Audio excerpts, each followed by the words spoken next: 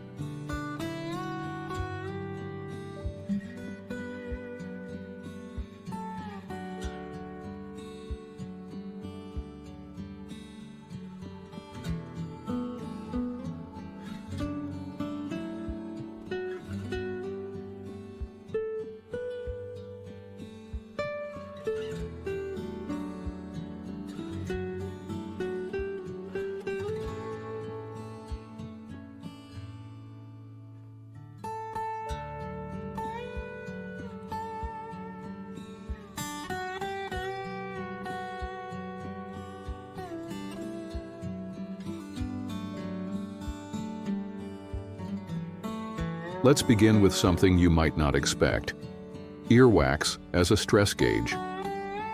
Scientists have long looked at hair cortisol as a marker for chronic stress, but it has drawbacks. Hair grows slowly and collects external contaminants over time. A 2020 pilot study introduced a novel, non-stressful method of sampling earwax using a self-sampling device. The team compared cortisol in earwax with levels in hair and blood, and found earwax may offer a better snapshot of long-term stress, potentially giving more reliable results than hair samples. In fact, the study showed that cortisol levels in earwax were less influenced by daily stress or lifestyle factors compared to blood or hair. That means it might even serve as a non-invasive home-based alternative to blood draws or hair collection.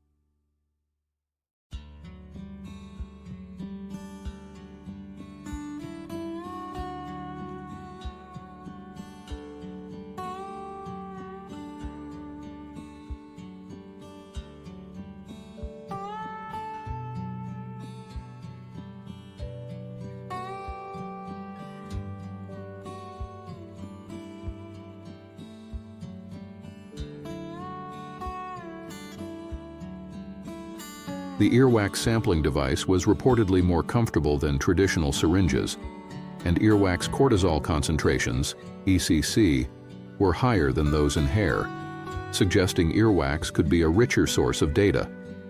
The UCL-based team behind this saw enormous potential. They're now exploring whether the same approach could detect glucose levels or even COVID-19 antibodies from earwax. Imagine measuring stress or blood sugar just by sending a wax sample to a lab. Sound futuristic? It's closer than you think.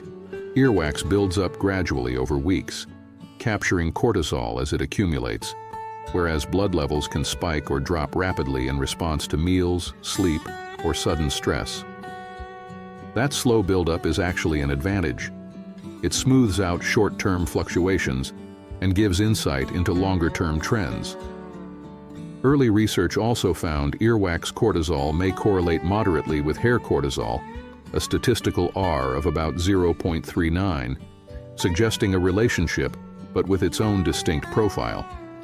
Plus, earwax sampling avoids the stress of drawing blood or even cutting hair, making it more patient-friendly. These experiments are still underway, but they open the door to new ways for us to monitor health and well-being, quietly, gently, and with minimum fuss. Now, let's switch gears. What about those downright odd objects audiologists have pulled out during earwax removal? One of the most famous in the UK goes by the name Wax Whisperer, a Leicester audiologist known for removing everything from pen caps to Play-Doh from blocked ear canals. Some examples include a grown-up's lost tooth, a pen lid lodged deep inside leftover Play-Doh hearing aid batteries, earring backs, popcorn kernels, and even dental floss.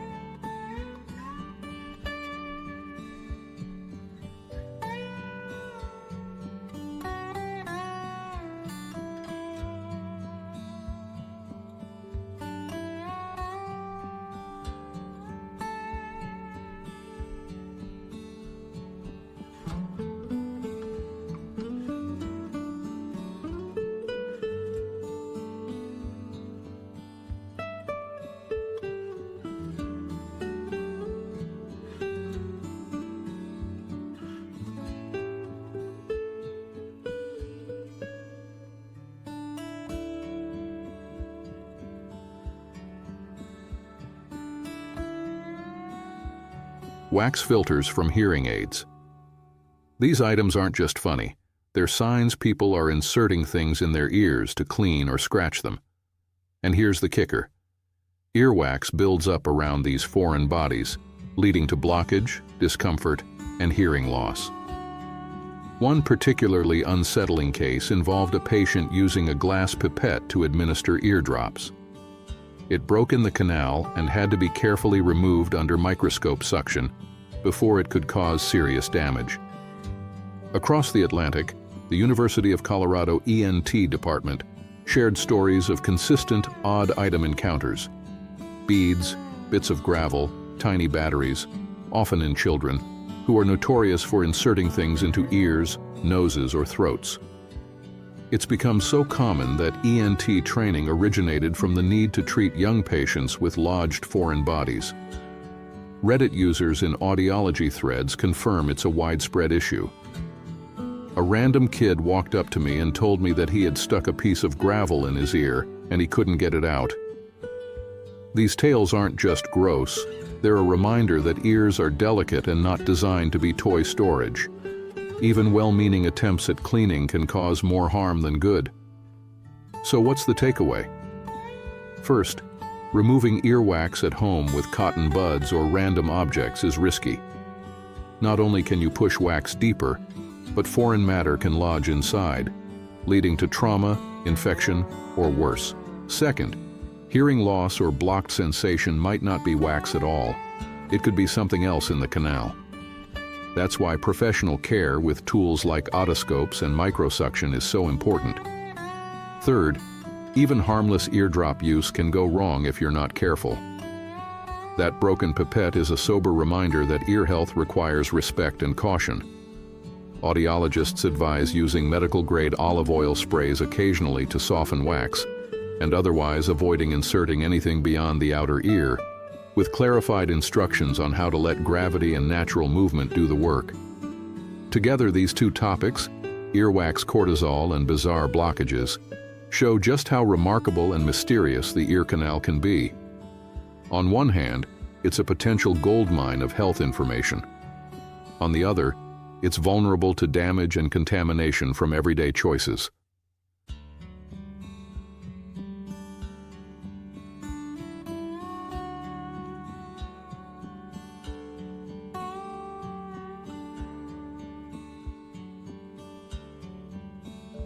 So to recap, earwax cortisol measurement is an exciting new frontier in stress monitoring, offering a non-invasive, data-rich alternative to hair or blood tests. Strange objects are more common than you think, especially in kids, and they're often introduced accidentally or out of hygiene habits gone wrong. In both cases, the golden rule remains: don't insert things into your ears. If you experience blockage, muffled hearing, pain, or unusual symptoms, trust trained professionals. If these stories surprised or intrigued you, please like, subscribe, and drop a comment. Maybe you've had a bizarre wax removal tale yourself. I'm Dr. Calvin Prescott, and I'm here to guide you through the science, the surprises, and the sensible care of your ears. Until next time, take care and trust your ears to whisper back.